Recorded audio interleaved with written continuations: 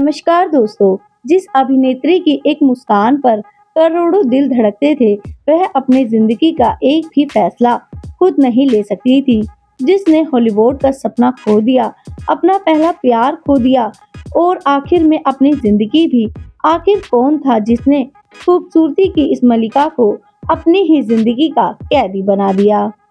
दोस्तों, आज की इस वीडियो में हम बात करेंगे हिंदी सिनेमा की उस अदाकारी की जिसे खूबसूरती की मिसाल कहा जाता है, मधुबाला।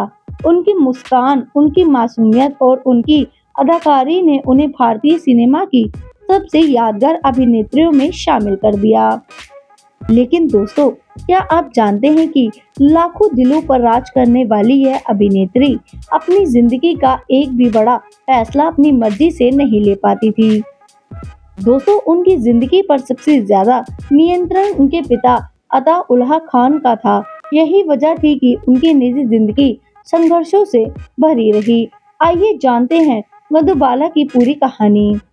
दोस्तों, वीडियो को आखिर तक जरूर देखिएगा।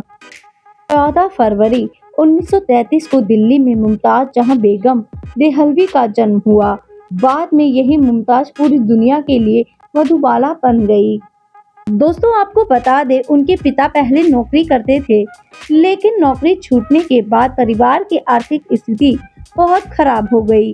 बेहतर भविष्य की तलाश में पूरा परिवार मुंबई आ गया। घर चलाने की जिम्मेदारी छोटी सी उम्र में ही मुमताज के कंधों पर आ गई।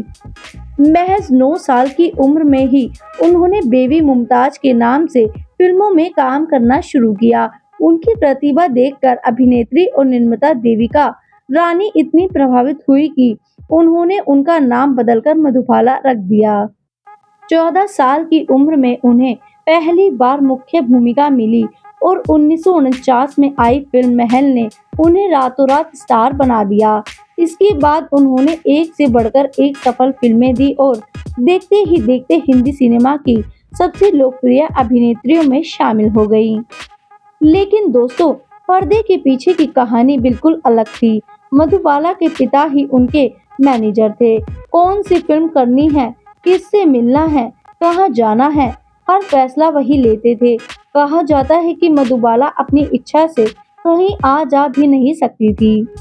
दोस्तों, उनके पिता ज्यादा कमाई के लिए लगातार फिल्में साइन कर देते थे, चाहे कहानी कैसी भी हो। कई बार स्क्रिप्ट देखे बिना ही फिल्में स्वीकार कर ली जाती थी। इसका असर उनके करियर पर भी पड़ा। कुछ कमजोर फिल्मों के कारण लोगों ने उनकी अभिनय क्षमता पर सवाल उठाने शुरू कर दिए, जबकि असली वजह फिल्मों का गलत चयन था।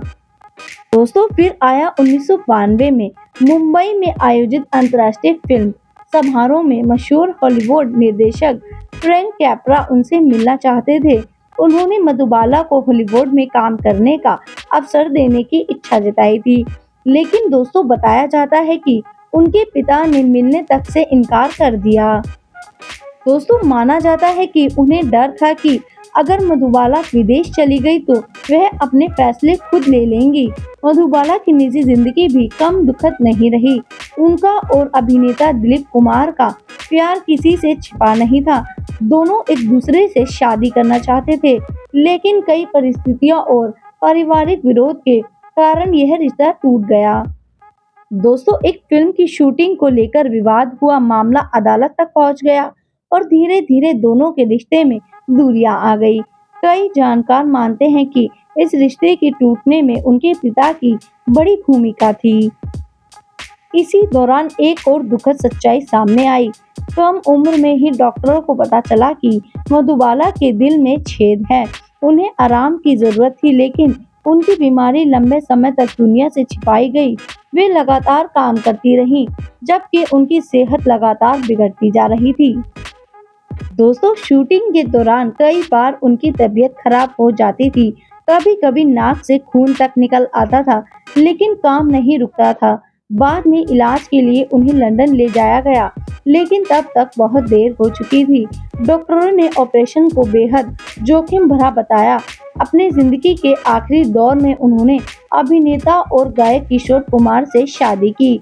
हालांकि शादी के बाद भी उनकी बीमारी ने उनका पीछा नहीं छोड़ा। दोस्तों, अपने जीवन के अंतिम लगभग 9 वर्ष उन्होंने अधिकतर बिस्तर पर ही बिताए। 23 फरवरी 1959 को केवल 36 वर्ष की उम्र में मधुबाला इस दुनिया को अलविदा कह गई। दोस्तों, आपको बता दें, उन्होंने अपने पीछे 70 से अधिक फिल्मों की ऐसी विरासत छोड़ी जिसे आज भी भारतीय सिनेमा का सुनहरा अध्याय माना जाता है। मधुबाला सिर्फ एक खूबसूरत चेहरा नहीं थी, बल्कि अनुशासन, मेहनत और अभिनय का अद्भुत संगम थी। उनकी मुस्कान आज भी लोगों के दिलों में जिंदा है और शायद इसी वजह से उन्हें हिंदी सिनेमा की सबसे हसीन और यादगार अभिनेता कहा जाता है। दोस्तों, आपको मधुबाला की जिंदगी का कौन सा पहलू सबसे ज्यादा भावुक करता है?